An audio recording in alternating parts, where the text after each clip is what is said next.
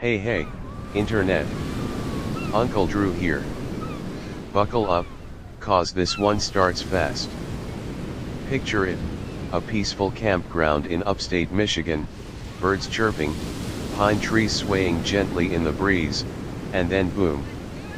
My cousin Darnell's RV explodes. Not literally explodes, but there was enough smoke and screaming to make the squirrels file a noise complaint.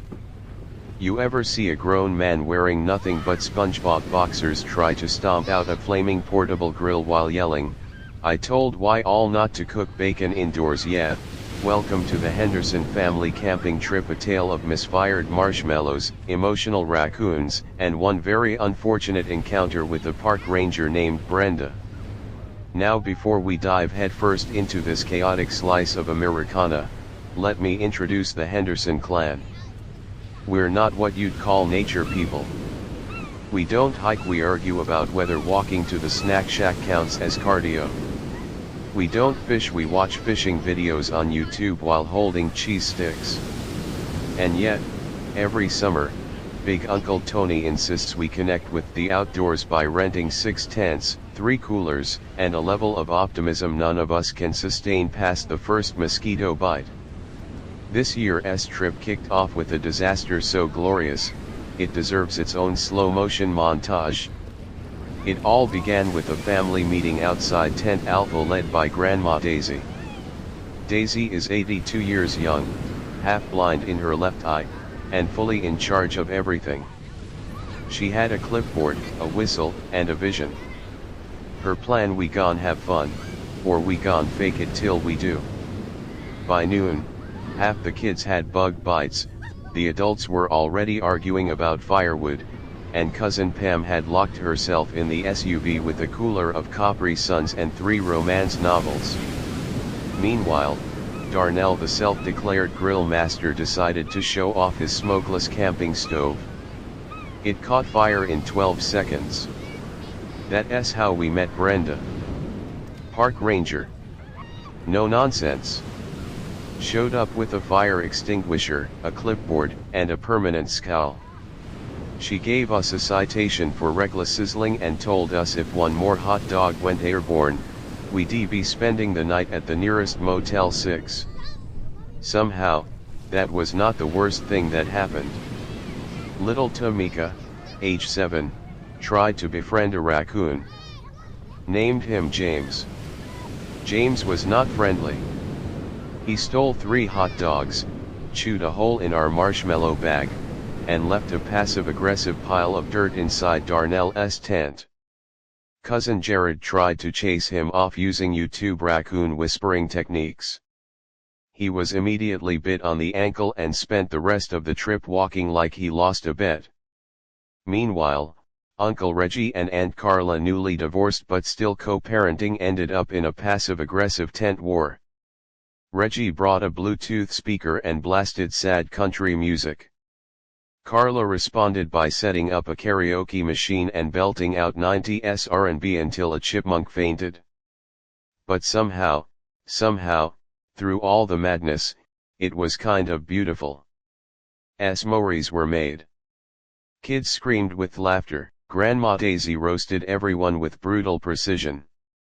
And as the sun set behind the smoky trees, we all sat around the fire, covered in bug spray and regret, and laughed till our stomachs hurt. Alright folks, welcome back. When we left off, the Henderson clan was knee-deep in chaos: burnt hot dogs, emotional raccoons, and one very displeased park ranger named Brenda. Now buckle in, because day 2, that's when it all came unglued. It started at sunrise. Grandma Daisy was up before anyone, sitting in her fold-out throne with a thermos of straight black coffee and a smug grin. "Today's the canoe race," she said.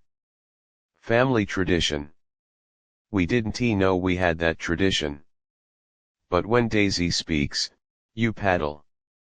We dragged ourselves down to the lake groggy, sunburned, and still emotionally recovering from James the raccoon's midnight marshmallow raid. Cousin Darnell insisted on being team captain, despite his total lack of coordination. We split into two boats, Team Reggie versus Team Carla. The fact that they're recently divorced only added jet fuel to the competitive fire. 2 minutes into the race, Reggie paddled directly into a lily pad patch and screamed, "It's a trap!" like he was in Star Wars. Meanwhile, Carla's boat was gliding like a dream until little Tamika leaned over the edge to pet a duck and tipped the whole thing sideways.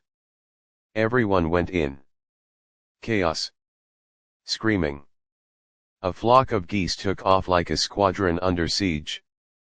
Back at camp, soaked and humiliated, we tried to regroup. Uncle Tony built a new fire with so much lighter fluid it nearly launched him into orbit. Brenda, summoned by the smoke, returned with a fire extinguisher in one hand and a ticket pad in the other. "This is your last warning," she said, eye twitching. "One more infraction, and you're all going to finish this trip in the ranger station." That's when the talent show started. We didn't plan it. Grandma Daisy just stood up and said, "Time for the show," like she was announcing a wedding. Jared did a freestyle rap about bug spray. Aunt Pam recited slam poetry titled Ode to Capri Suns and Regret. Even Brenda stayed to judge. Then came the grand finale, Cousin Devin's interpretive dance titled The Spirit of the Tent Collapse. It involved a tarp, a leaf blower, and several overly dramatic twirls. He ended it by falling into the campfire ashes like a Shakespearean ghost. Everyone gave him a standing ovation. Even Brenda. That night, under the stars, something shifted. Maybe it was the full belly of chili dogs. Maybe it was the lack of phone signal. But for a moment, just one golden, laughter-filled moment, we were a family that actually liked each other. Grandma Daisy toasted marshmallows and told stories about the real old days when she camped in a station wagon with 9 siblings and a bucket for a toilet. We all gagged. Then we all laughed. And just when we thought we'd ended the night in peace, James returned. He emerged from the woods like a bandit hero, dragging an entire bag of trail mix behind him. We didn't even stop him this time. We just clapped. Devin offered him a Capri Sunday. James took it. Brenda shook her head. "I've never seen anything like this," she muttered. "Why, all should start a YouTube channel." I grinned. "Funny you say that, Brenda. So here we are. We left that campground covered in soot, stories, and new mosquito scars. But we also left with memories we'll roast each other over for the rest of our lives. And next year Grandma says we're going RVing. Heaven help us.